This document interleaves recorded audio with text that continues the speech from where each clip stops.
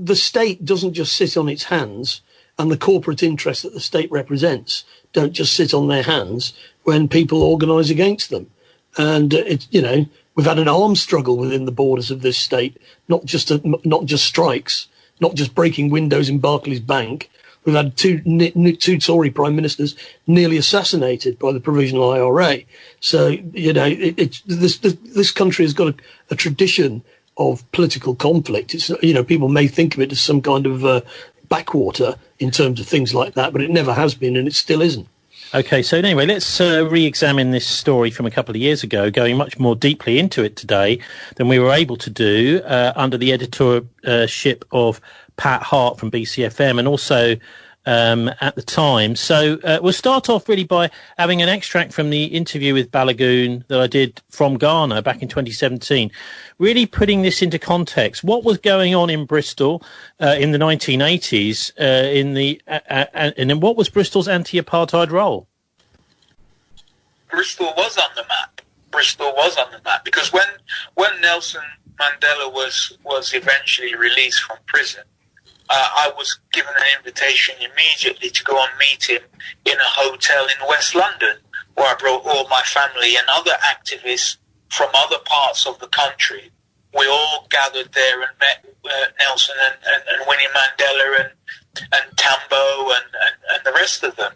So Bristol was on the map, and Bristol was clearly on the map because the St Paul's Apartheid-Free Zone campaign was an initiative that I went around the country with and established apartheid-free zones in Toxteth, in Moss Side, in Handsworth, in Hyson Green, in Brixton, all across the country. It wasn't just an apartheid-free zone in Bristol. I went up and down the country and established apartheid-free zones on the same premise that they were organised here, organised there in Bristol. So Bristol was indeed on the map. And with the work that I did with the Labour Party, I spoke at Labour Party conference, moving motions at Labour Party conference.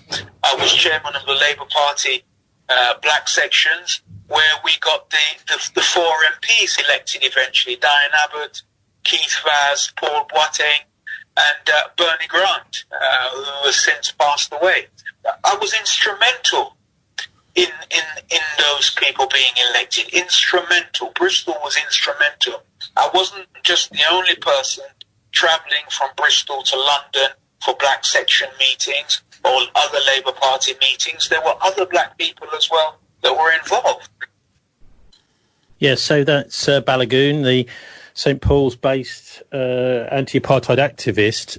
Martin, I mean, it does sound as if Bristol was playing a pretty important role there, and certainly from the Thatcher government's point of view, from the South African government's point of view, from the racists' point of view, that the activists in this city were going to be a target. Quite likely, yeah. And, of course, Balogun first came to prominence because Bristol, St Paul's, was where the big riots of 1981 began. So it started in St Paul's. I was living in Brixton at the time. It spread to Brixton the next day, and then on the third day it spread to Liverpool. So Bristol went first in that wave of. Okay, he does talk about exactly what sparked those riots back in 81 in the interview I did with him. I'll put a full version of that up on our show page at thisweek.org.uk once this programme's been uploaded, probably about 9 or 10 o'clock this evening. But let's go on now to hear the accusations that, in fact, this is a story that came out initially to the local press, but it very quickly spread all over the nationals about the Chief Constable of Avon and Somerset Police, a guy in the 1980s called Malcolm Popperwell.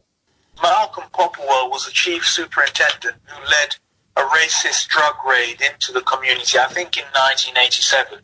And he led that raid around the time where we were picking the kids from school. So you had grandfathers who were coming to pick their grandchildren, of course, mothers and fathers, sisters and brothers. And basically they made a big swoop in St Paul's and just arrested everybody inside on the basis that they believed that they were either taking drugs or selling drugs. And obviously the main drug was cannabis. basically they had to release a lot of people because at the end of the day, these were just people who were just coming from school and picking their siblings and what have you. Now, I brought a lot of pressure to bear on Malcolm Popperwell, and eventually he had an heart attack. I think within 72 hours he had a heart attack. I was out on the front line, as it was called then, Grosvenor Road, and somebody, I don't know who it was, but we were talking, and somebody said, "Oh, we hope the bastard dies." So I picked the phone up, and I think it's the Evening Post I gave a call to. One of the reporters there, I had good rapport with the journalists back in those days, and they were always gunning for a good controversial story to sell their newspapers. And I just told them that this is, Kuomba Balogun here, and on behalf of the black community, we hope that Malcolm Popperwell dies. Now, the next morning, I had the real paparazzi outside the house. I didn't know it had blown up that big. I was front page of every single British newspaper on that day. I opened the front door, and the flash from the camera was just going, and I quickly shut the door and made a phone call and said, "I've got all these photographers outside." And someone said, "Haven't you seen the papers?" And I said, "No." I said, "Your front page. Hope the bastard dies." So eventually, I decided that I've got to go out there, jump in the car, and go to the newspaper shop. And I got up there to City Road. I told the guy, "Oh, let me have every single newspaper." I could see my picture on every single newspaper. And I bought every single one and went to the community association where my office was. Now, politically, it probably wasn't the right thing to be done when you talk about political correctness. But my allegiance was to the black community. It wasn't to the establishment. It wasn't to the institutions that did their best to criminalize us, and put us 6'6" in the grave. It was to the black community. And I echoed what the black community felt. And I didn't realize the implications of it, of course. I was naive with that statement. But once again, it's one of those things that I would do again. I've got no problem. So that's Balogun speaking to me about 2.5 years ago.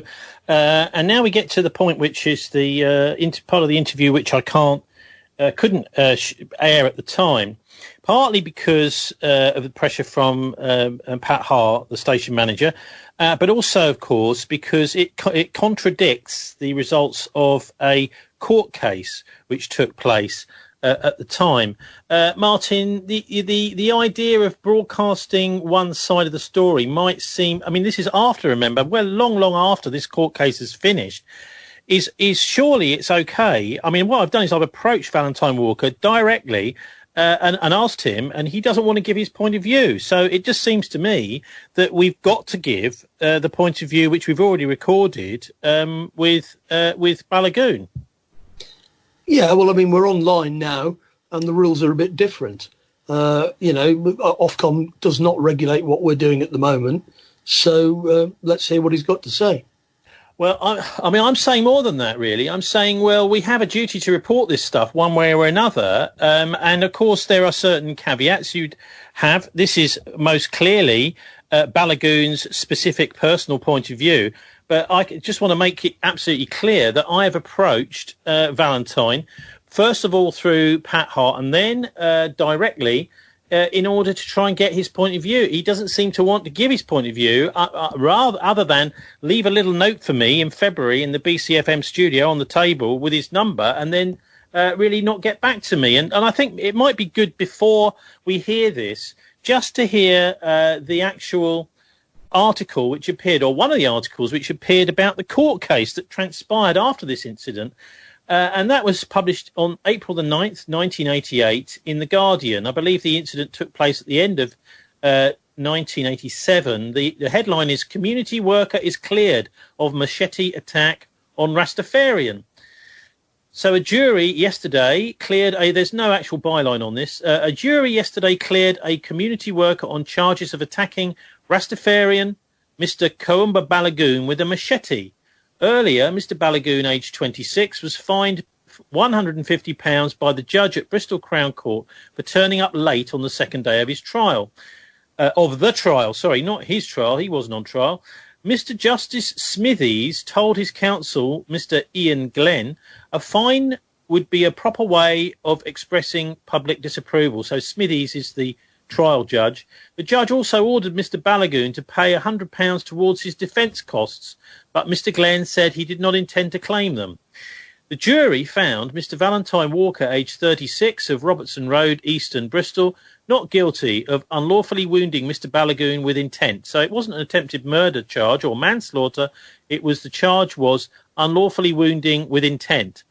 An alternative charge of unlawful wounding was also dismissed. The prosecution claimed that Mr. Walker, former vice chairman of the St Paul's Community Association, so that's Valentine, was former vice chairman of the St Paul's Community Association, of which Mr. Balogun is now chairman, had stuck a 2-foot 6-inch machete into Mr. Balogun's neck. Mr. Mark Horton, prosecuting, said the blow came within 1 centimetre of severing his jugular vein. Now that makes it quite clear, and this is me, not the article, saying that it came very close to dying as a result of that. Obviously, if it had severed his jugular vein, he probably wouldn't still be alive today. Balogun. Okay, so the court, carrying on with the article, the court was told Mr. Balogun did not initially report the incident to the police and discharged himself from the Bristol Royal Infirmary after treatment. In his address to the jury, Mr. Nicholas O'Brien, who was defence counsel for Valentine Walker, said, Mr. Balogun is an evil man who does not share society's standards or values. Mr. Walker did not appear during the 2-day hearing. The judge said that an arrest warrant still stood but was now with bail so that he would not have to be immediately arrested when found. So that's the article from The Guardian of the 9th of April 1988. Now let's hear from Balogun himself and his account of the attack on him. The people who didn't like what I was doing in St Paul's was the establishment, pure and simple. It was the establishment. They worked through people like Valentine Walker. He was a known informer. Let me tell you, quite straight. He was a known informer in the area. He was telling the police about various people who were doing this, who were doing that. Do you have any evidence for that? No, but I'm still saying it. I didn't go with him when he met with police officers and what have you, but it's not going to stop me from saying it.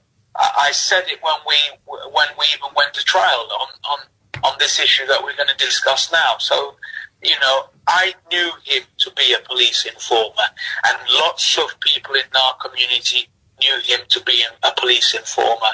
And in fact, things were going so well in the community. I'd organised the community so well to the point where if I said, yes, let's go and demonstrate at Avon County Council, we'd get hundreds. If I said, let's demonstrate at Bristol City Council, we'd get hundreds. If I said, let's have a vigil on St Paul's Green, we'd get 100. It was disturbing to the establishment. It was something that disturbed them.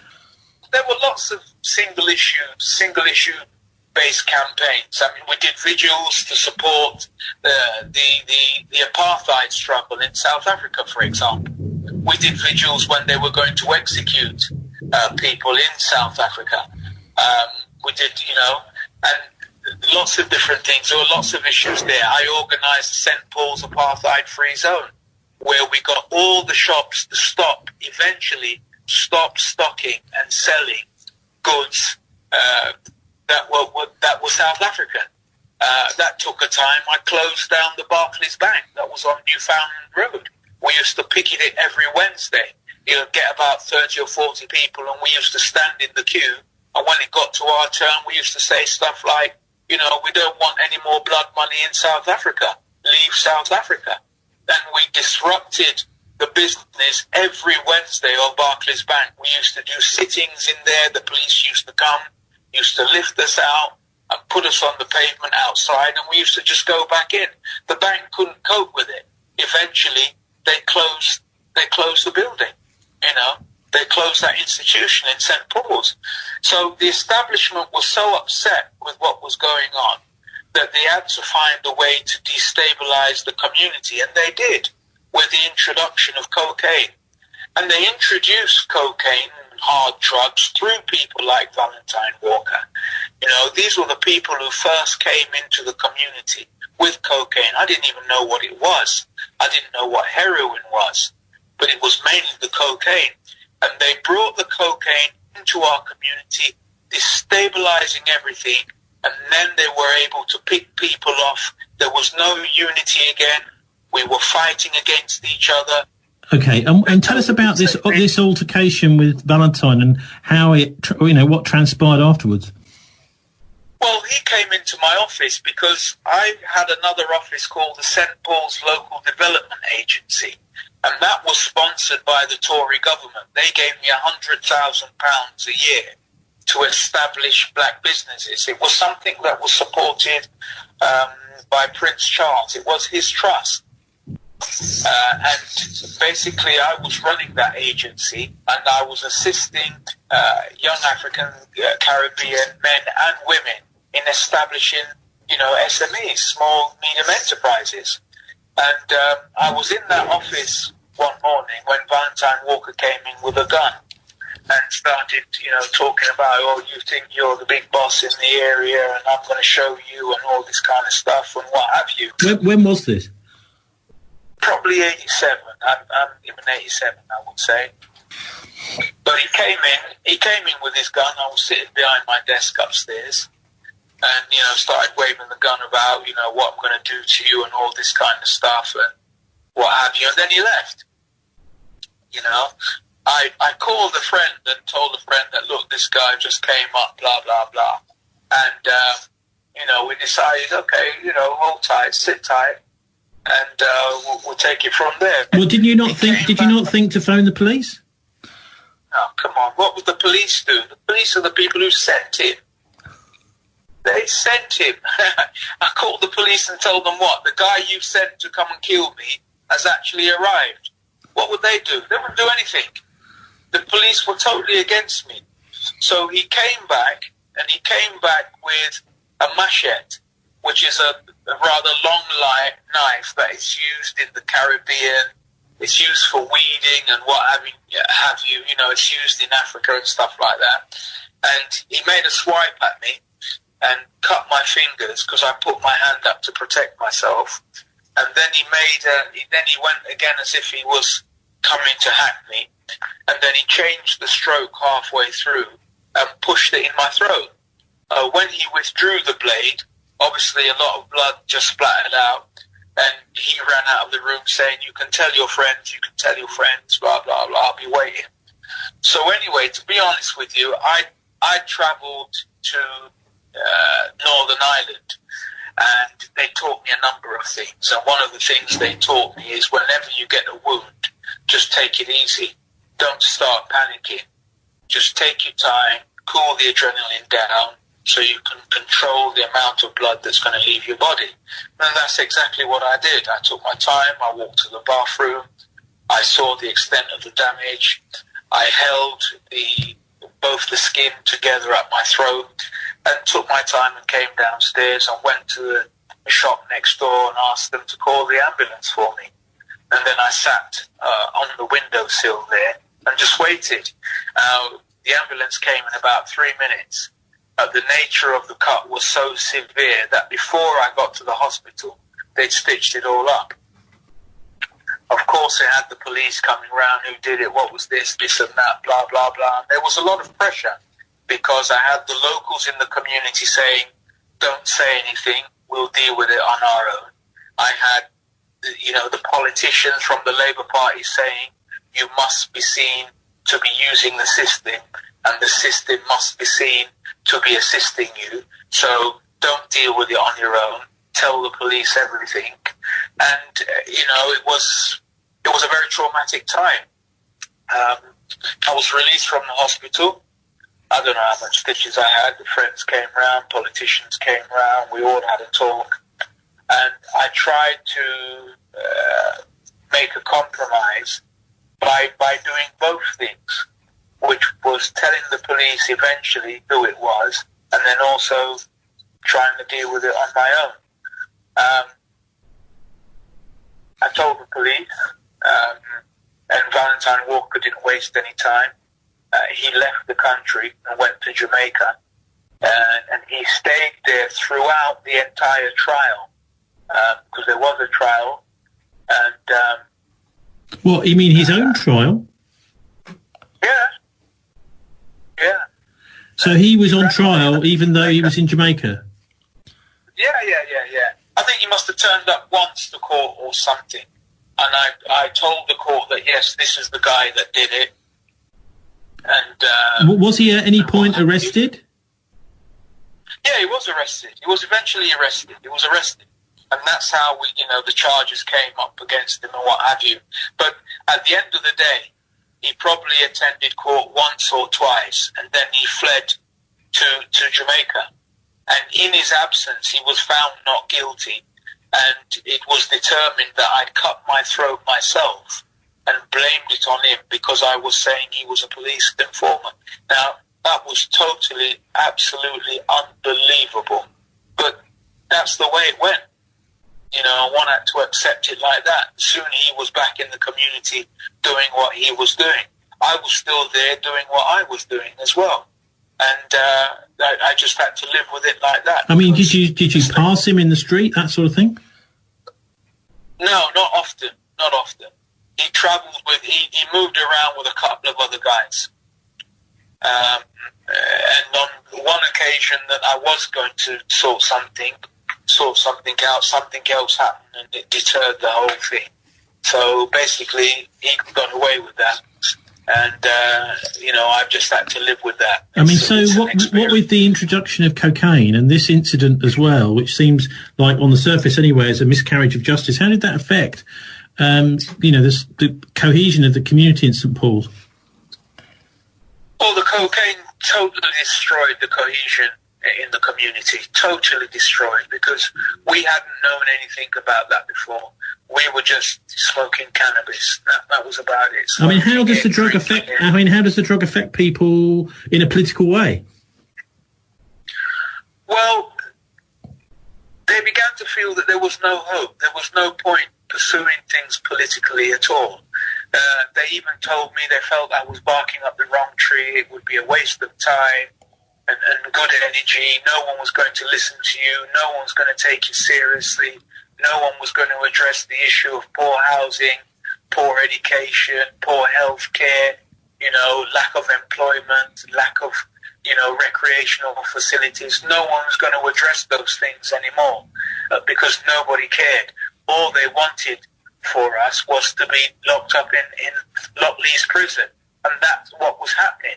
And when the cocaine came into the community, it swiftly turned people against each other, because once people got hooked on it, that was it. They were selling everything just to get a hit, and they were taking a rock on credit, stuff like that. And when they couldn't pay, then whoever you took it from came down on you like a sledgehammer coming to smash a nut. So, the cohesion was totally destroyed. People became disillusioned once again, apathetic once again, and they didn't realize that they had a reason for living, So it was very, very bad. It was a very, very bad situation. And I don't believe that St Paul's has even recovered from that, because we've had a lot of black-on-black violence. We've had a lot of people who've been killed and what have you. And, the area has been gentrified now, and black people are being driven from St Paul's because it's next door to the town centre, and black people essentially have been dispersed. And they congregate now in pubs here and there and what have you. And the type of cohesion we had back in the early 80s, I don't think that will ever return to St Paul's again.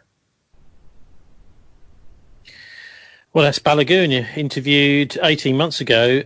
Martin, it's sort of amazing, I think, to listen back to this. And in a way, the heart of what he's saying there, and that part of the interview is the one we couldn't air earlier because of, potentially, basically because the station manager didn't want us to. But, I mean, the thing is, at the end of the day, when there is a miscarriage of justice, at least apparent miscarriage of justice like this, you do have to talk about it with the people involved. And it's quite clear that Valentine Walker hasn't wanted to be, he's the other side of this story, hasn't wanted to be, and I would still encourage Valentine, if he's listening to this, do get in touch. We want to hear your version of events. But what he's describing there, Martin, is really the smashing and demoralisation of an extremely active political community. Yeah. I mean, just leaving aside the specific allegations, because obviously that depends upon what specifically happened and who's telling the truth. But it's quite clear that the introduction of crack cocaine in particular in the late 1980s in Britain and in the US caused all kinds of problems. And we now know in the US there's a film called Dark Alliance, which is based on the investigations of Gary Webb, who was based in California, that the CIA, through the Nicaraguan Contras and Adolfo Carrero, were bringing in massive amounts of cocaine into the inner cities in the US in that era. Because it demoralised the local community, as there's a police officer, Mike. You mean Mike Rupert, don't you? Mike Rupert also investigated all of this. He stood up to John Deutsch, who was the CIA director. People can find this on YouTube. Mike Rupert, who was a LAPD police officer, stands up at a meeting where John Deutsch, the deputy director of the CIA, is there, and this room is full of black parents who are furious because it's been uncovered that the CIA are involved in drug trafficking. And That's right. I mean, what Mike says, to remind us of that. CIA. Now, what Mike is saying in that, it's Martin, likely that similar things were going on in Britain. And what Mike is saying, Martin, let me just make it clear here, is that he was actually at South Central Los Angeles. He was a senior police officer there, and he is testifying in front of this public meeting and with the CIA boss there too, that the CIA is dealing drugs in this city, and he is a police officer saying this as a testimony. Well, it was quite sad because he committed suicide around about, I think it was probably 10 years ago now, but he made his mark, didn't he, while he was around still? Well, Gary Webb, who was a journalist who investigated it all, he mysteriously committed suicide by shooting himself twice in the head, as you do. But in any case, as I say, there's a Hollywood film being made about all of this called Dark Alliance, and anybody can look into it. The Iran-Contra affair was really about cocaine importation into the United States, mainly from Colombia, but it was all being organised by the Contras in Nicaragua, who are basically a terrorist formation. And the Congress was Democrat-controlled at the time in the US, had forbidden the Reagan administration to supply them with weaponry. So they got round that by allowing them to deal drugs, which then gave them a slush fund to buy the necessary weaponry to overthrow the democratically elected government of Nicaragua, which was twice re-elected. And ultimately they succeeded by killing up to 30,000 people. I mean, this isn't just about, it's not just about St Paul's or any of the other minority ethnic communities around Britain. It's also about international drug smuggling. So it's a kind of double-edged sword, really.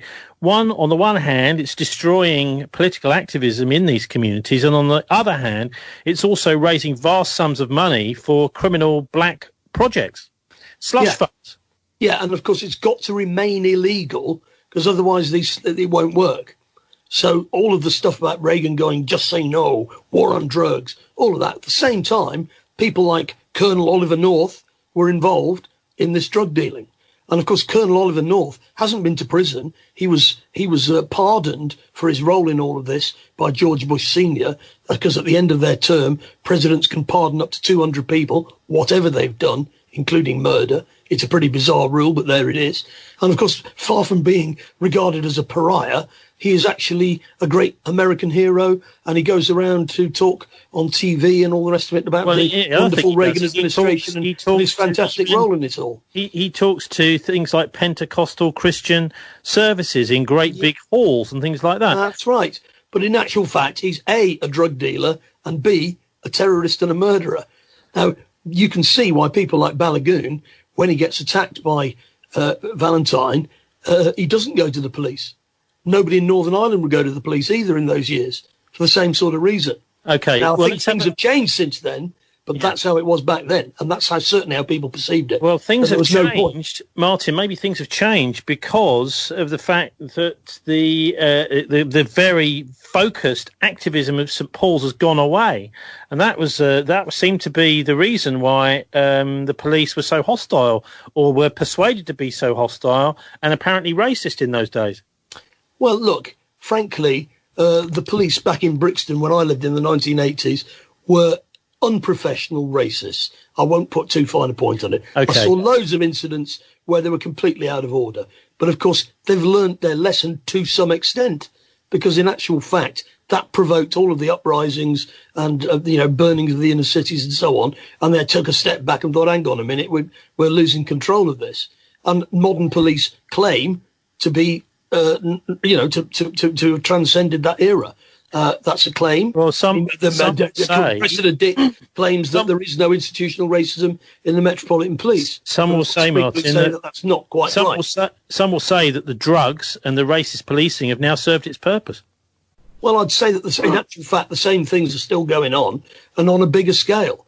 This was just the beginning of it all. The modern drugs industry is far bigger than it was back in those days, and the CIA is still in it up to their eyeballs. In Afghanistan, the US planes fly from Afghanistan to Camp Bondsteel in Kosovo, which is the biggest US military base in Europe. And from there, drugs are distributed all throughout Europe. And of course, loads of people know this. But of course, we all pretend that the government's against drugs and we've just got to obey the police and everything will be all right. Well, it sounds to me as if, we're dealing with organised crime at the very highest levels. But anyway, let's go now and have a listen to Steve Norman. And this is an interview I did with Steve at the time, which I didn't air at the time, where he talks about his views on this whole business, including whether or not Valentine Walker was a police informer. I got information from an ex-copper confirming that, it was well known that Valentine was in the pocket of some police. I got it in a text, well known that Valentine was in the hands of some coppers. The guy's story needs to be told. It's the wrong story, Steve. It's the wrong story. Yeah, but at the end of the day, Tim, the story's going to go out. No, you sent me some press cuttings. Balogun sent them to me. Oh, did he? Okay. Interesting. One of them was that where his archive was stolen of all the articles about him. Yeah. So they were trying even then to erase history. Somebody was. I prefer Marvin Is now as a direct result of what his dad done for the establishment. I hate conspiracy theorists. Someone trying to tell me that Marvin's a shining light to St Paulâ, okay, and I'm Einstein. Who was it that decided that he needed to be sent to Harvard? It's payback time for the old man, wasn't it? Marvin was 16, he was born in 72. All of a sudden he's got his rise to the top, out of nowhere. He sits alongside Guildford 4 and American 6. Well, yeah, same time roughly, isn't it? Well, it sits alongside it. It's a grave miscarriage of justice. We need to make sure that wrong is righted. I agree with you, whatever the cost, whatever price. I've had a number of conversations with him, and the guy bears no malice. He just wants the truth out there. You know, Andy Burkitt was his boss, didn't you? He just wants the truth out there. Well, that's right. Balogun still does want the truth out there. So he's saying there, Martin, where Marvin, that's our present mayor, is a direct result of what his dad did for the establishment. That's what Steve Norman is saying there. And he could be right, couldn't he, that Marvin sort of went onto this conveyor belt back when he was 15, 16 years old to Harvard and places like that. And it looks as if the establishment were maybe rewarding Valentine Walker for his actions in closing down the anti-apartheid movement in St Paul's. Well, Marvin told me years ago about his father, and he also said that he had nothing to do with him for many years. He was brought up largely by his mother, who's a Welsh nursery teacher, and he was brought up spent a lot of his childhood in refuges, keeping away from Valentine. And in many ways, Marvin Rees has defined himself really as being against that kind of person. He's very highly educated. He was always a bright little boy. I know people who knew him when he was small, and he was always going to succeed despite the difficulties of his background. And what Marvin Rees himself has said, as you know, he doesn't particularly correspond with this programme, but I mean, but he told me years ago that he doesn't make it a secret that his dad is who he is. But on the other hand, he doesn't boast it from the rooftops either, because he doesn't actually have much to do with him. He's got a completely different family life. He's a churchgoer, and he's certainly nothing like his father. Okay, so let's have a listen now finally to another clip of Balogun really talking about who he is now. Who is he? Who was he and who is he now? He's working in Ghana in the football world. What people don't know is that I didn't actually know my parents. I didn't actually know my real parents. And my mother died when I was 9 months, and I didn't know my father. And basically my roots were in West Africa. And I was fortunate enough to link up with some people after I was told what had actually happened, because this was kept from me for 20-odd years. I didn't know the truth. And a lady I still know to be my mother, even though she's passed away, wasn't actually my mother. But God bless her soul, because she did her best for me. And I'm happy with what she's done, because she made me a very, very, very strong man. And so I was able to trace roots back to the Ashanti Kingdom, Nsuta Mampong. And that's where I went to stay. Having got there, I was a licensed coach.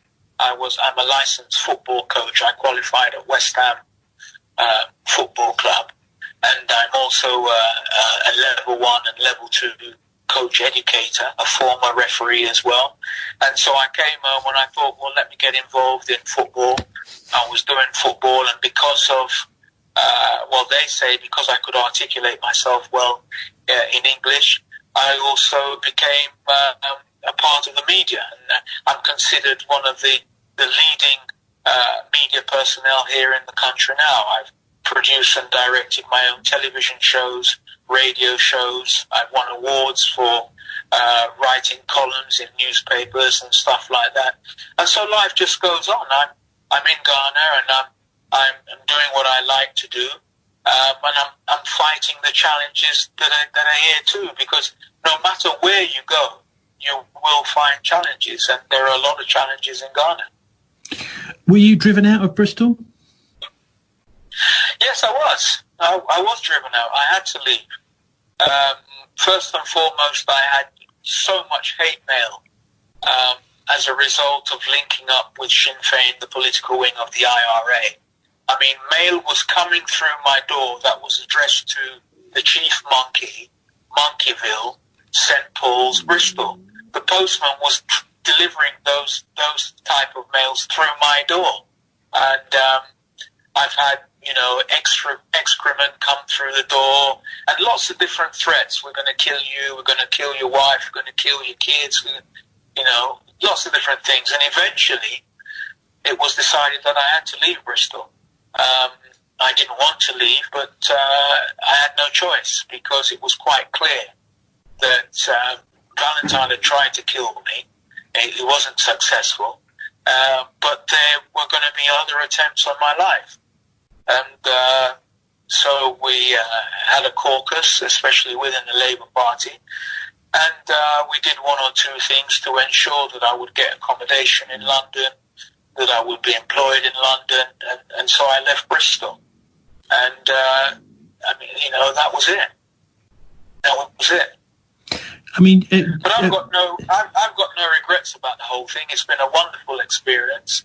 I've learned a lot through the experience about myself, as much as I've learned about the institution. So I have no regrets at all about anything that has gone on in my life whatsoever. It's all played a significant part in my life and it makes me who I am today.